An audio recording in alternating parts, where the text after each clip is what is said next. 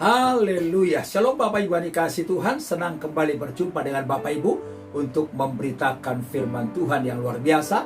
Dan topik kita kali ini adalah kita lebih dari orang yang menang. Dari kitab Roma pasal 8 ayat 37. Tetapi dalam semuanya itu kita lebih daripada orang-orang yang menang oleh Dia yang mengasihi kita. Nah, Bapak Ibu yang dikasihi Tuhan, kehidupan pengikut Kristus adalah kehidupan yang sangat luar biasa. Kenapa luar biasa? Karena ayat yang baru kita baca, saudara dan saya adalah lebih dari orang-orang yang menang. Artinya, tidak ada tekanan, tidak ada persoalan yang terlalu besar yang dapat menghancurkan saudara dan saya. Saya mengerti mungkin karena persoalan corona ini, sebagian di antara kita ada yang mengalami tekanan dalam hal ekonomi. Ada sebagian di antara kita yang mengalami tekanan dalam hal pekerjaan. Ada yang sebagian mengalami tekanan dan persoalan dalam kesehatan. Ada juga yang mengalami tekanan dalam persoalan rumah tangga. Tapi dengar baik, ayat ini menggaransi buat kita, apapun persoalannya, kita akan tetap keluar sebagai pemenang. Mungkin orang berkata, faktanya ada banyak orang Kristen yang kalah. Akhirnya mereka mulai bingung, mereka menyerah untuk mengikut Tuhan. Karena terlalu besar tekanannya, karena banyak air mata, karena banyak kepedihan, karena banyak aniaya yang dialami untuk mengikut Tuhan. Saudara, orang-orang yang menyerah ketika ikut Tuhan adalah orang-orang yang tidak mengerti kemenangan yang Tuhan janjikan dalam firman-Nya. Kemenangan yang Tuhan janjikan bukanlah sekedar kemenangan dalam perkara-perkara yang jasmani, yang sifatnya lahiriah. Itu kemenangan dalam karir, kemenangan dalam finansial, kemenangan dalam berbagai pertandingan untuk mencapai kemenangan dunia. Kemenangan yang Tuhan maksud adalah kemenangan dalam hal rohani.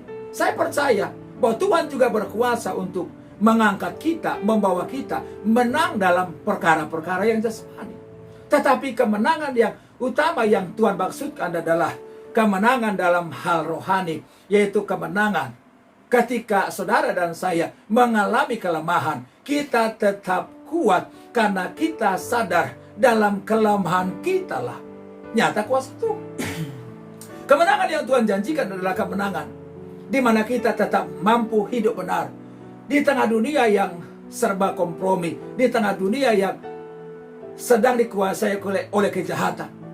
Tetapi kita tetap bertahan hidup dalam kebenarannya. Kemenangan yang Tuhan janjikan adalah kemenangan yang membuat kita tetap terfokus kepada kehidupan yang kekal di surga. Sebab Yesus sendiri berkata, apa artinya seorang memiliki seisi dunia ini tetapi dia kehilangan nyawanya? Itu sebabnya fokus kita, perjuangan utama kita bukanlah perjuangan untuk kemenangan perkara-perkara dunia, tetapi perjuangan kita untuk hal-hal yang rohani. Karena kita percaya firman ini ya dan amin. Firman adalah jaminan buat kita bahwa selama kita melangkah bersama dengan Tuhan, kita orang-orang yang menang. Saudara, kalau hari ini kita sedang mengalami kekalahan, atau kita belum melihat janji Tuhan digenapi, bukan karena Tuhan yang pembohong, bukan karena firman-Nya yang tidak ya dan amin, tetapi mungkin karena kita salah melangkah, atau mungkin kita dikuasai oleh perasaan-perasaan kita yang negatif. Selama kita pandang Tuhan, ada jaminan kita lebih dari pemenang. Mengapa kita lebih dari pemenang? Yang pertama, karena Allah di pihak kita. Nah, saudara dikasih Tuhan, hidup ini tergantung siapa yang ada bersama dengan kita. Kalau Allah yang besar itu, Allah yang menciptakan segala-galanya ada di pihak kita, siapa yang mungkin bisa melawan kita? Saya mengerti setan, antek-anteknya, dan orang-orang jahat ingin berusaha merekayasa, mengintimidasi, mendatangkan berbagai tekanan, mendatangkan berbagai aniaya, supaya kita stres, supaya kita mulai bingung, supaya ujungnya kita meninggalkan iman kita. Kita berhenti berharap kepada Tuhan. Tetapi kan ada Allah di pihak kita. Makanya kita bilang, Bukankah roh yang dalam kita lebih besar dari roh yang ada dalam dunia ini? Bukankah Alkitab yang berkata, bersama dengan Allah kita cakap menanggung segala perkara? Saya ingat Yusuf mengalami fitnahan. Saya ingat Yusuf mengalami tekanan yang luar biasa. Ada di tempat yang penuh dalam kegelapan. Di dalam penjara sekalipun Allah bisa tetap mengangkat Yusuf karena ada di pihaknya. Daud melawan Goliat. Itu pertandingan yang sangat tidak seimbang. Karena dari segi pengalaman perang, dari segi perlengkapan, Daud tidak ada apa-apanya melawan Goliat. Tetapi luar biasa, Daud berkata, engkau boleh mendatangi aku dengan pedang, tombak, dan lembing. Tetapi dia berkata, aku mendatangi engkau atas nama Allah Israel yang kau hina itu, dan ketahuilah hari ini aku akan penggal kepalamu dan memberikan tubuhmu untuk dimakan olehmu. Karena itu pastikan, andalkan Tuhan. Jangan andalkan kekuatanmu, jangan andalkan manusia. Karena orang yang mengandalkan Tuhan, Allah akan memberikan kemenangan dalam hidupnya. Yang kedua, mengapa kita lebih dari pemenang? Karena yang kedua, Allah sangat mengasihi kita. Roma 8 ayat 37 berkata, tetapi dalam semuanya itu kita lebih daripada orang-orang yang menang oleh Dia yang mengasihi kita. Kebutuhan utama manusia bukanlah kekayaan. Kebutuhan utama manusia bukanlah jabatan. Kebutuhan utama manusia bukanlah kreasi barang-barang yang mahal. Kebutuhan utama manusia adalah kasih. Faktanya ada banyak orang yang melakukan berbagai kejahatan, melakukan berbagai dosa, ada perselingkuhan, ada perzinahan. Kenapa? Karena dia nggak mendapatkan kasih dalam hidupnya. Tetapi luar biasa ayat ini, Allah mengasihi kita, Dia menerima kita apa adanya. Dia mengasihi kita tanpa syarat, dan kasihnya dibuktikan dengan mengorbankan Yesus mati untuk hidup kita. Dan kasih Allah begitu kuat buat saudara dan saya.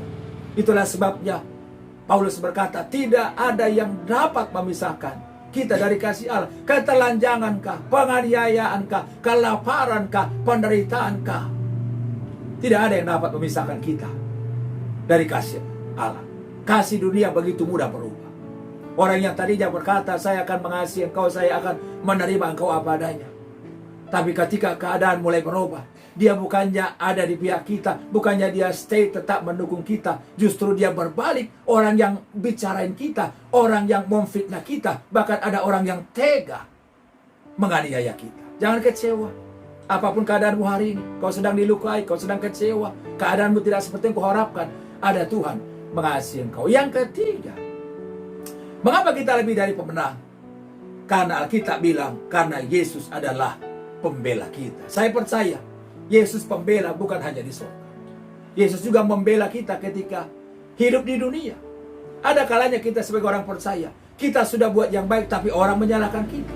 Ada kalanya kita sudah buat yang baik tapi orang membalas dengan yang jahat kepada kita. Kita nggak buat salah kok. Kita sudah berjuang untuk melakukan yang benar, tapi orang mereka-reka yang jahat kepada kita.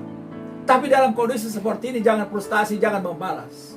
Serahkan pembalasan kepada Tuhan, karena kita berkata pembalasan adalah hak Tuhan. Tuhan berkuasa membela hidup kita, bukan hanya di dunia tapi di sorga.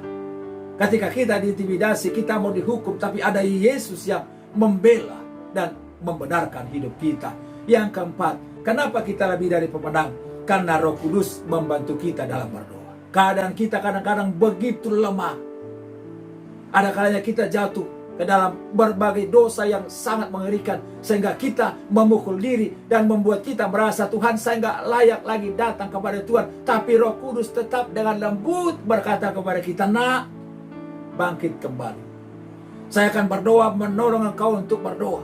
Dan memang kita harus akui kalau kita masih berdoa hari ini bukan karena kita kuat, karena ada Roh Kudus yang menolong kita. Dan keindahan yang luar biasa kalau kita masih bisa berdoa dan menikmati hadirat Tuhan. Dan saya percaya kalau Roh Kudus yang berdoa, maka doa itu tidak pernah salah dan tepat pada waktunya.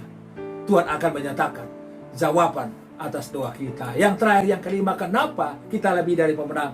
Karena pengharapan dalam Yesus tidak akan mengecewakan.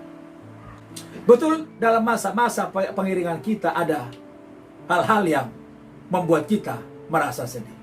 Karena kita nggak pernah berjanji bahwa kita hanya akan melihat hidup yang menyenangkan.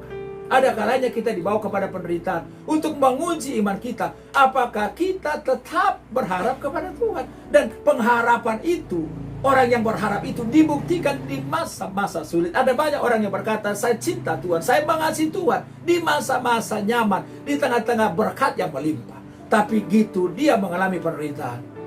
Dia mengalami kekacauan dalam imannya. Karena itu Bapak Ibu tetap berharap, sekalipun kau sudah berharap 1 tahun, mungkin 2 tahun, 3 tahun, tetaplah berharap.